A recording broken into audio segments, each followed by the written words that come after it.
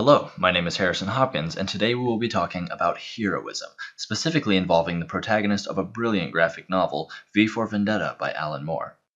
Throughout the novel and the movie, the protagonist, cleverly named V, displayed various acts of daring heroism. But what made him perform these actions?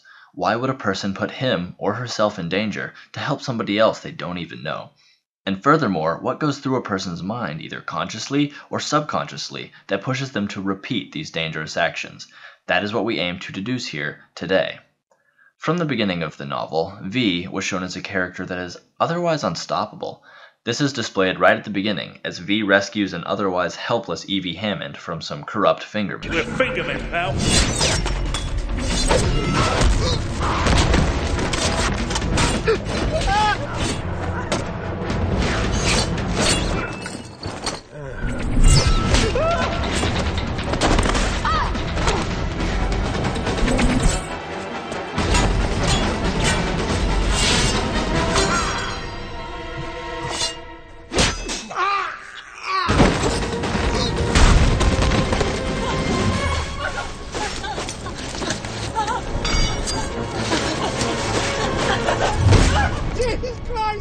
We're off to blame, in this 'tis too much proved, that with devotion's visage and pious action we do sugar o'er the devil himself. What's that mean? Spare the rod. Although this isn't exactly how it went in the book, the point is that he leapt into danger to intervene.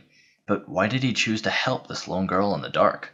Was it a chance to show his physical prowess off to another human being? Or was it more than that? One idea is maybe V decided to help Evie because he was longing for a connection to another person.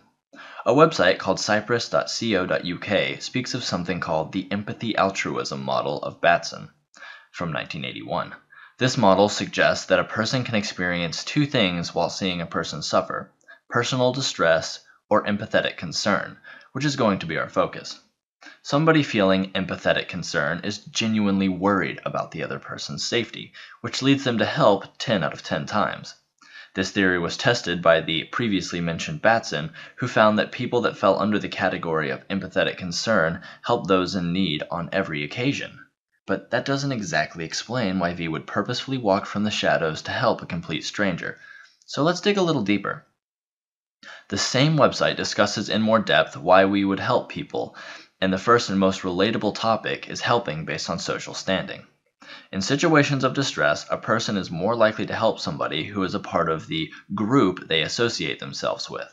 I believe that V places himself in a group that would be defined as a collection of outcasts, people who exist outside of the lines of society, whether they know it or not. I believe that V sees Evie as an outsider and immediately forms a connection with her, out of either desperation for a connection of some kind or the aforementioned sense of empathetic concern. This may be true, but a theory needs to be tested from multiple directions, so let's step away from the feelings of empathy and focus on a separate, more potent emotion: anger. The only part of V's past that is shared with us in the novel and the movie alike is that he was a prisoner at Lark Hill Resettlement Camp, which served as a secret laboratory for testing various chemical compounds on human test subjects. Being as he was taken as a prisoner to be tested on, we know nothing of his life before Lark Hill. But his time at Lark Hill holds enough information for a theory on what may have driven him to take action.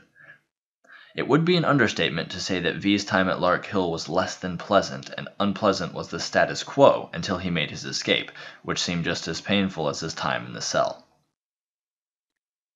Although he managed to escape Lark Hill, with or without his skin and eyes, he certainly did not forget what was done to him at Lark Hill, and he certainly was not happy about it. After his escape, it is mentioned that years passed before he resurfaced, which I believe V spent planning. Once he finally revealed himself to the world, he begins killing people, but with a pattern. Each person he kills was once a worker at Lark Hill Resettlement Camp, which hints that he may be acting out of a desire for revenge. Maybe his saving Evie Hammond wasn't to save her. Maybe his hatred for anything government-related made him kill the fingermen, just for the sake of killing them. Maybe he didn't care for Evie, and she was just in the wrong place at the wrong time. This is possible, but it doesn't explain later events in the book, when V takes Evie with him to his home, the Shadow Gallery.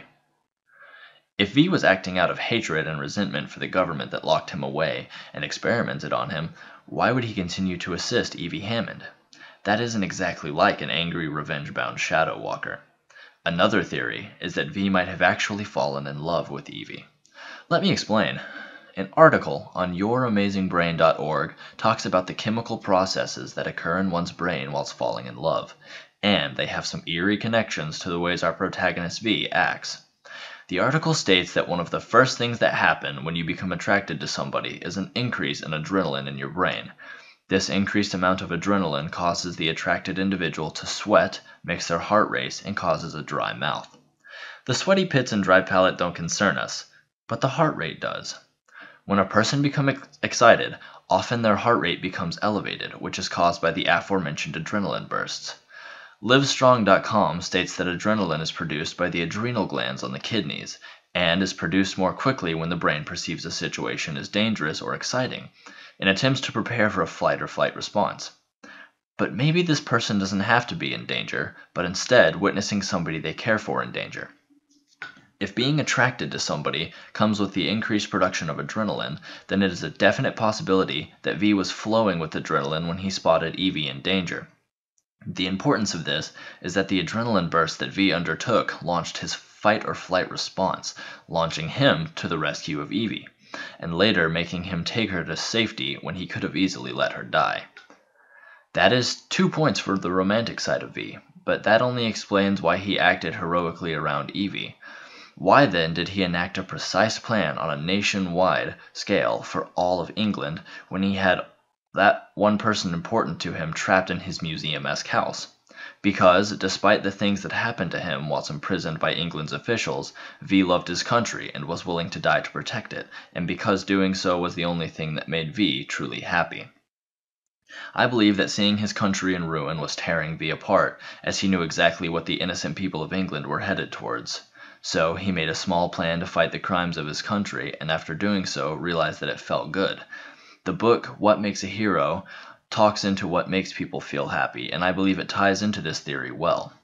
It speaks of a section in the brain called the nucleus accumbens, saying the nucleus accumbens, which releases the pleasure chemical dopamine, is almost like the common currency of the brain. It keeps track of rewards, whatever kind they are.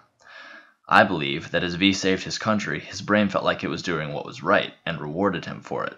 Just imagine, a life of pain and loneliness can drive a man to do anything for a sense of accomplishment. And for V, he never felt more alive and important than when he was smiting wrongdoers and fighting for the people of England, including his beloved Evie. The final question is, if V got his high from acting heroically and rescuing people in a distressed England, why did he allow himself to die after liberating the people? I believe that PsychologyToday.com can help explain this. The PsychologyToday.com has a fascinating article on guilt, and it made me think of the way V ended himself. I believe that V wasn't without his morals, but I can understand that they may have been dull during his time as an imprisoned lab rat. But Evie rediscovered those morals. After he knew his goal of liberating England would fulfill without fail, V wondered what to do, and his thoughts immediately drifted to Evie. Although he knew what he had to do to liberate England, the murders he committed had never left his mind, and he thought for sure that Evie would never forgive. So, as one final act of heroism, V decided to kill the last person who could threaten the new England, himself. PsychologyToday.com describes guilt as an emotion that people experience because they're convinced they've caused harm. I believe that V felt guilty, so he allowed himself to get mortally wounded, and with his dying breath he told Evie that she was in charge of the future England, and that the new England held no place for those made to destroy. The last line about the new England not having a place for destroyers, that was V confessing his guilt, and admitting that he didn't belong because of what he did.